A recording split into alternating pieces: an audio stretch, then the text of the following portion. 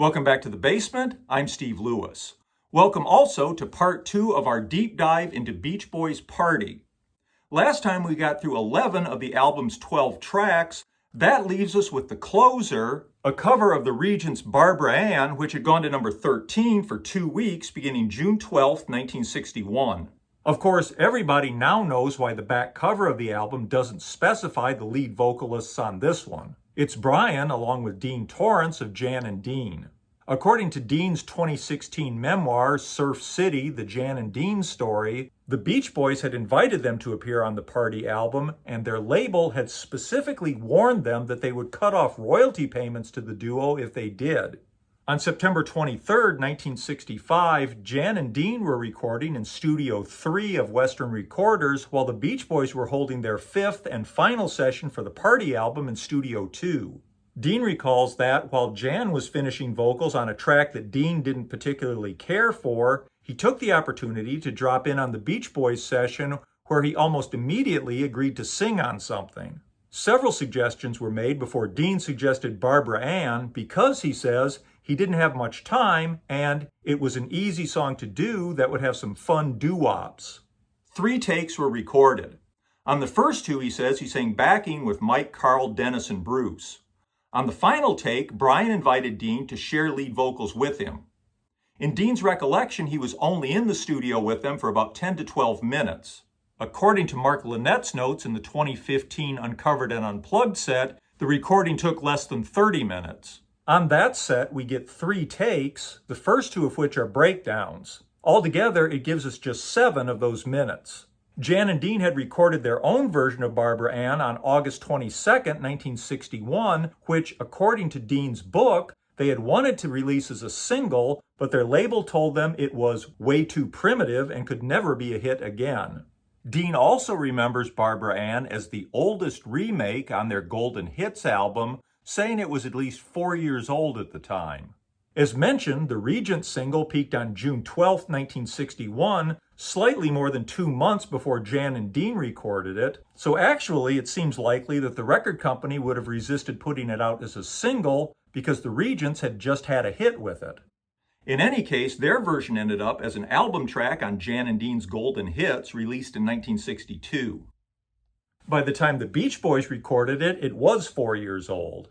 It's a deliriously fun recording. You get the feeling that everybody was energized by having Dean there and are sincerely having a great time. It's easy to see why it was immediately seen as the album's standout track and the obvious closer. Of course, Dean's participation is hardly covered by an impenetrable smokescreen in the final release. Famously, you can clearly hear Carl say, "Thanks, Dean," just before the final fade. As discussed, they even chose to perform Barbara Ann rather than their upcoming single, The Little Girl I Once Knew, on the Jack Benny Hour recorded on October 23rd and broadcast on November 3rd. Capitol knew Barbara Ann was a winner and was hot to have it released as a single, which it was on December 20th, 1965, in a 2-minute and 5-second edit, removing the multiple endings on the album version. It'll be a hit, spending 2 weeks at number 2 beginning January 29, 1966. In the first week, it's behind the Beatles' We Can Work It Out. In the second week, it's behind My Love by Petula Clark. I know that much of Brian's first memoir, Wouldn't It Be Nice, has been called into question, and some of it is demonstrably incorrect, but it still surprises me that, in discussing the Party album, it's admitted that it was recorded at Western Recorders Studio 2, but keeps up the pretense that it was an actual party and that, over 2 fun-filled evenings, half the people in the room were singing, while the other half were munching on potato chips, swigging sodas, and laughing. Of course, the 5 actual sessions were deliberately loose and informal, but the potato chip munching, soda swigging, and much of the laughter and chatter was a separately created effects track. We finally got to hear the completed album without the Party overdubs when Beach Boys' Party Uncovered and Unplugged was released in 2015. I kind of wish they'd also given us the party effects without the music. I know that would have had an extremely limited appeal, but I would have found it interesting. Maybe it would have found an audience of 1. What we do get with Uncovered and Unplugged is a real insight into how the unique party project was constructed. We get outtakes and dialogues from each of the 5 sessions. Even without the later overdubs, the group is consciously creating a loose, freewheeling party atmosphere in the studio. There are references to product endorsements and smoking pot that of course would never have made it onto the official album. You also get them and their cohorts making fun of the party concept. Listening to the sessions is almost like hearing the real party that was later polished and repackaged as Beach Boys Party. It may be an indication of the informality and looseness of the sessions that the group ended up recording probably enough material for 2 albums. The number of songs attempted and not used was a real surprise for me when the set was released. Maybe they wanted to make sure there was plenty of material to choose from. Maybe they just found with the informal playing that they could breeze through a lot more songs in one session. Maybe they were legitimately having a good time and just wanted to keep it going. Additional material attempted includes Ruby Baby, Dion's hit, which spent 3 weeks at number 2 beginning February 23, 1963. Brian seems to have been kind of determined to capture this one. The set includes 4 takes recorded over 2 sessions. One of those takes had already been released as a bonus track on the 1993 Good Vibrations box set. They tried the Rolling Stones' #1 hit, I Can't Get No Satisfaction, which had topped the charts for 4 weeks beginning July 10, 1965. Blowin' in the Wind is from Bob Dylan's Freewheelin' album and a #2 hit single for Peter, Paul, and Mary in the summer of 1963. As you'd expect, the Beach Boys version is performed by their resident folkie, Al Jardine. Don't Worry Baby is little more than something Brian suggests that never really gets started, and California Girls gets a much more passable treatment. Apart from some wild off-key falsetto, it's a fairly straightforward rendition. It might have even been played 2 straight for the party album. With it having been the Beach Boys' most recent single at that point, and the most recent song of any attempted for the album, they probably figured it was too soon to revisit it for party. She Belongs to Me from Bob Dylan's Bringin' It All Back Home falls apart pretty quickly, possibly because nobody can remember enough of the words. Sonny Bono's solo hit, Laugh at Me, listed here as The Artist, is one of the most recent releases covered at the sessions. It was still climbing the chart during the party sessions, eventually spending 2 weeks at number 10 beginning September 25th, 2 days after the sessions were complete. Nobody seems to be much of a fan. The version they recorded on September 8th is a pretty lowbrow Mad Magazine style parody put-down, which includes another mention of Right Guard deodorant. Apparently, in 1965, you couldn't go wrong with comical references to Right Guard. A second attempt made on September 15th is a little more restrained, but it's still a pretty rough parody, and ends when Mike rhymes class with ass, which was definitely not going to appear on a Capitol Records release in 1965. The McCoys' Hang On Sloopy is another recent release. When the Beach Boys briefly attempted it on September 8th, it was climbing the charts at number 22. It'll reach number 1 on October 2nd. The Beach Boys turn it into a short, improvised medley with the Righteous Brothers' You've Lost That Lovin' Feelin', which had spent 2 weeks at number 1, beginning February 6, 1965, and Twist and Shout, which had hit number 17 for the Isley Brothers in 1962, and number 2 for the Beatles in 1964. The medley is one of several half-hearted song fragments prefaced on the Uncovered and Unplugged album with the tag, Fooling Around. The version of Lieber and Stoller's 1954 song for the Robins, Riot in Cell Block Number 9, starts off promisingly with a lead vocal by Mike and falls apart midway through when he apparently can't remember any more of the lyrics. That was recorded on September 8th. They returned to the song on September 15th with Mike obviously much more prepared on the lyrics. It'll be passed over for party, but of course it won't be the last time that Mike revisits the song. There's a brief pass at playing The Diary, Neil Sedaka's first single, which went to number 14 on February 2nd, 1959. This fragment is also tagged as Fooling Around. We get a couple snippets of the group doing the Beatles' Ticket to Ride. A short attempt on September 14th breaks down after the first verse. On September 15th, nobody seems to remember the verses, which end up mostly hummed. The Beatles version had hit number 1 earlier in the year on May 22nd. One of the more obscure titles the Beach Boys attempted was the Coasters' One Kiss Led to Another, written by Lieber and Stoller, which spent 1 week in the Hot 100 at number 73, beginning September 22nd, 1956. With a lead vocal by Mike, it's one that could easily have fit into the party album. From the final session on September 23rd, we get several brief improvised tunes with piano as the central instrument, included under the preface of Fooling Around. Heart and Soul is a standard written by Hoagie Carmichael and Frank Lesser in 1938. The first recording by Larry Clinton and his orchestra was also the most successful, becoming a #1 hit in the fall of 1938, several years before any of the Beach Boys were born. The two most successful recordings during the rock era were by the Cleftones, who took it to number 18 on June 19, 1961, and entering the chart just as the Cleftones version was fading, a version by Jan and Dean, which peaked at number 25 on July 30th. It's probably Jan and Dean that brought it to mind for the Beach Boys. They recorded it at Western Recorders Studio 2 on September 23rd, while Jan and Dean were holding a session in Studio 3. Of course, that was the night that Dean came over and joined the Beach Boys for Barbara Ann.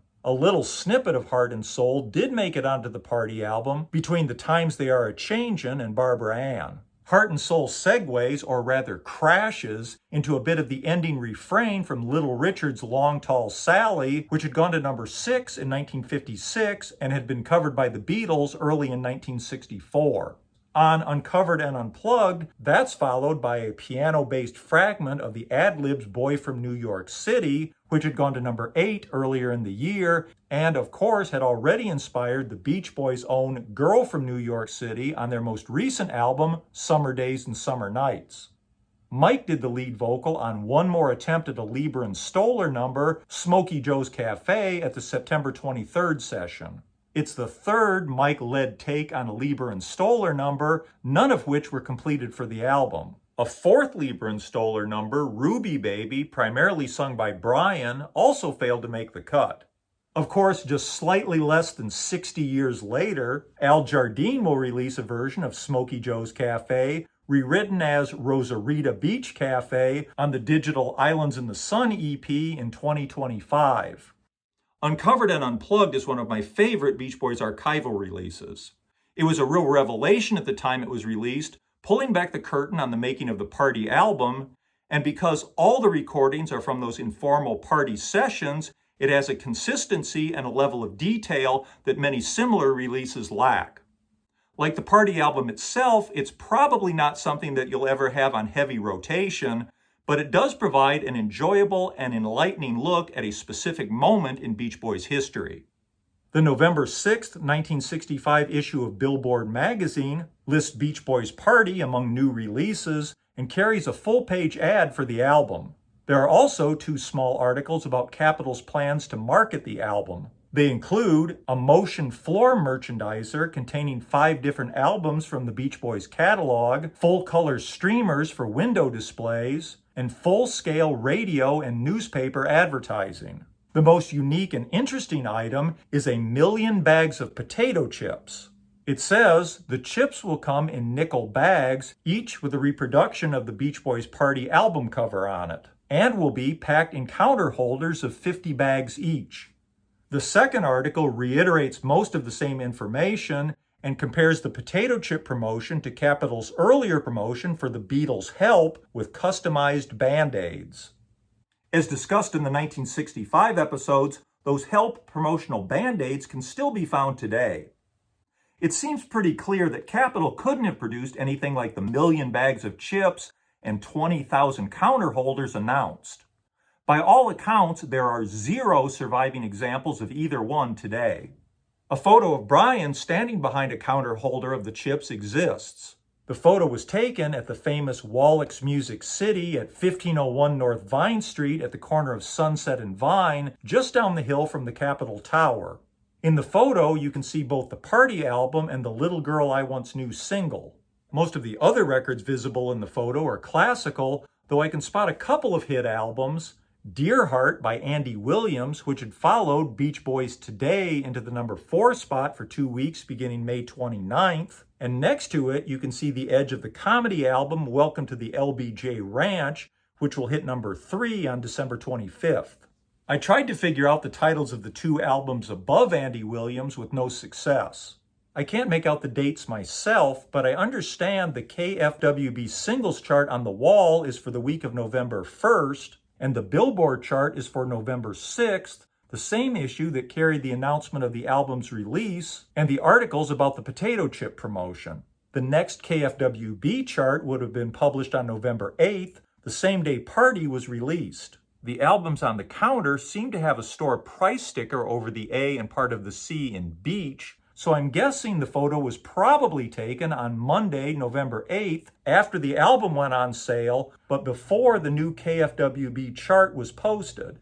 In any case, based on those chart dates, I'm thinking the photo had to have been taken around 2 weeks before the Little Girl I Once Knew single was released, so the single above Brian's shoulder must have been placed there as a teaser. Other items visible in and around the counter include ever-ready batteries, blank Capital reel-to-reel tapes, Duophone needles, and anti-static spray. On that same outing with the photographer, Brian stopped by a bookstore where he was photographed browsing in the childcare and guidance section while holding a copy of Psycho-Cybernetics, the new technique for using your subconscious power by Maxwell Maltz, originally published in 1960. What's most interesting about the photo, of course, is that it's pretty much the one glimpse any of us will ever get of the promotional potato chips. I can think of several reasons that Capitol may have abandoned plans for promotional potato chips, the most simple one being that somebody decided the cost was not worth the potential benefit. As mentioned when we discussed Help, it's hard to believe that those Band-Aids, as cool as they are, actually helped sell any additional albums. Like the Beatles, it was pretty certain that the Beach Boys were going to be big sellers in 1965 without the need of any potato chips. It may also be that Capitol found the production schedule for the chips just wouldn't work with a November 8th release date, or that there were regulatory issues in distributing food that they hadn't been aware of. It may also be that somebody thought that shipping potato chips in trucks with boxes of records was likely to leave them with a lot of flat bags and potato dust. In any case, it seems likely that Capitol must have known there weren't going to be 1 million bags of chips by the time those articles appeared in Billboard. And I'm left wondering if even that one display at Wallach's Music City was anything more than a prototype that Capitol brought in, like the Little Girl I Once Knew single, for the photo session. Of course, the album did just fine without the promotional potato chips. The Beach Boys' Party album will peak at number 6 on January 1st, 1966. That's a great showing for almost any act. For the Beach Boys, it was their lowest charting album apart from their debut, Surfin' Safari, which was a regional hit and went to number 32, Surfer Girl, which peaked at number 7, and Shut Down Volume 2, which had been released right as the first blast of Beatlemania was hitting the US and only went to number 13. I would guess that everybody was pretty satisfied with the result, considering what a quirky record it is, and that it was up against stiff year-end competition like The Best of Herman's Hermits, December's Children and Everybody's by the Rolling Stones, and of course Rubber Soul from their Capitol label mates, the Beatles. I doubt that anyone thought a number 6 for Party represented a decline in the Beach Boys' popularity, or wouldn't have felt sure that they'd be back in the top 5 with their next regular releases. As we know, things will begin taking some unexpected turns, and as it transpires, the Beach Boys won't have a higher charting album again until the Endless Summer Collection reaches number 1 in 1974. Of course, that album was composed entirely of records the Beach Boys made before Party. I suspect Party is nobody's favorite Beach Boys album. It's too quirky, too dashed together, too deliberately ramshackle, and features too few memorable recordings. It's a project completely born out of necessity. Still, it's a unique and charming time capsule for an occasional listen, with a few tracks like There's No Other and Barbara Ann that stand out. More importantly for Brian and the Beach Boys, at the end of 1965, it was a way to keep Capitol happy while allowing Brian time to work on the Beach Boys' next album, which he envisioned as heralding a new era in the group's music. Of course, we'll talk more about that when we get to 1966. We're running long, so I'll just say thanks for watching. Please comment. Have a great week. Bye.